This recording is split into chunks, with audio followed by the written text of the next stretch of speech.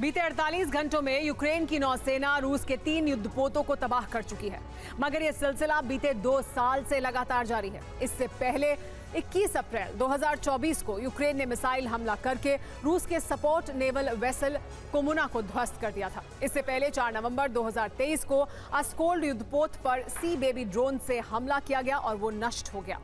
ये उन युद्धपोत का ब्यौरा है जो हमले में डूबने से बच गए लेकिन नष्ट हो गए हैं। 4 अगस्त 2023 को ओलेनेगोस्प्री गोनियार्क युद्धपोत पर हमला किया गया और उसे भारी नुकसान हुआ। 24 मार्च 2022 को सीजर कुनिकोव युद्धपोत पर हमला किया और वो भी नेवल ऑपरेशन चलाने लायक नहीं बचा। अब आपको वो जहाज बताएंगे जो यूक्रेन के हमले से काला सागर में जलमग्न हो गए। 5 मार्च 2024 को यूक्रेन के हमले से रूस का पेट्रोलिंग युद्धपोत सर्गेई कोतोव डूब गया। वहीं 14 फरवरी 2024 को सीजर कुनिकोव यूक्रेनी अटैक के बाद डूबा था।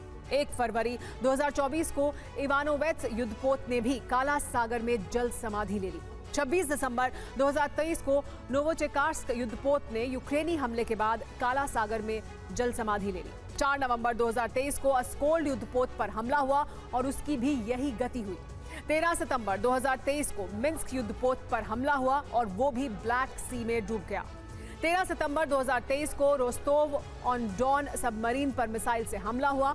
हालांकि रूसी नौसेना की पनडुब्बी को बचाने की कोशिश की गई, लेकिन सबमरीन में पानी भर गया और वो काला सागर में समा गई। 17 जून 2022 यूक्रेनी हमले के बाद रूसी ब्लैक सी फ्लीट का वेसल वेक युद्धपोत भी काला सागर के तल पर पहुंच गया।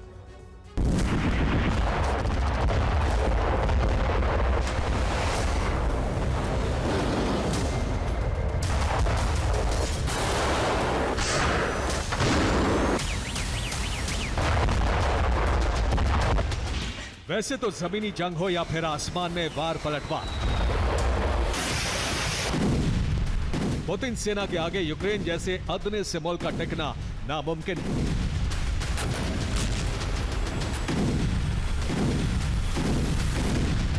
वजह साफ है, पुतिन के विनाशक हथियार और रूसी डिफेंस में मौजूद लाखों सैनिकों की तादाद।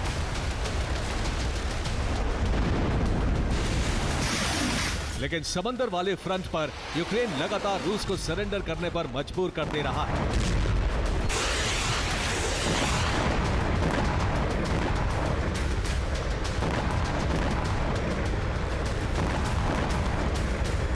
बीते 2 साल में रूस के करीब 23 समुद्री जंगबाज तबाह हो चुके हैं, जिनमें डिस्ट्रॉयर, पेट्रोलिंग शिप फ्रिगेट और सबमरीन भी शामिल है। दावा तो यहां तक किया जा रहा है कि यूक्रेन ने रूसी ब्लैक सी फ्लीट के 40% हथियार ध्वस्त कर दिए।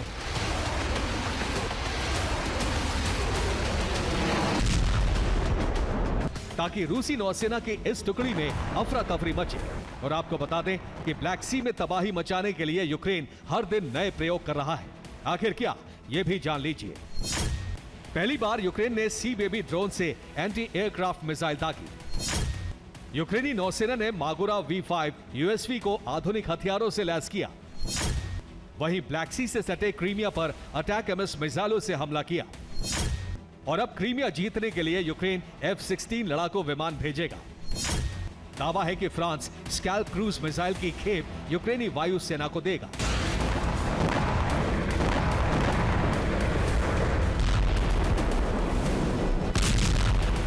दरअसल क्रीमिया और लाल सागर में पिछले 10 दिनों से यूक्रेन लगातार हमले कर रहा है।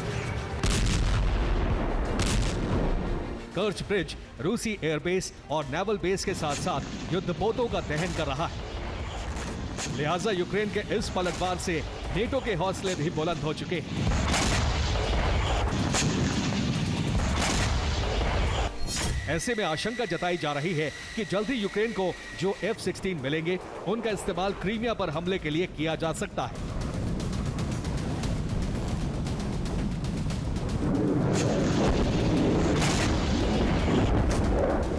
ताकि क्रीमिया फ्रंट पर हमले से पुतिन को सीधी चुनौती दी जा सके।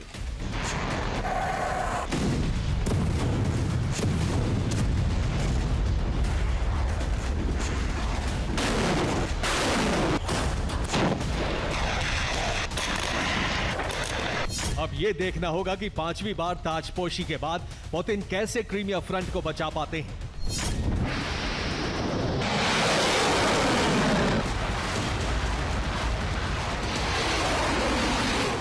कैसे ब्लैक सी में रूसी युद्धपोतों की जल्द समाधि रोक पाते हैं और कैसे यूक्रेन को करारा जवाब दे पाते हैं।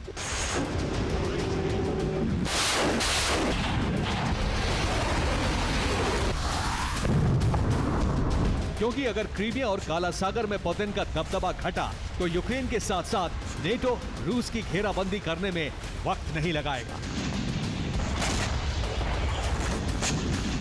Bureau report, TV9 Bharat.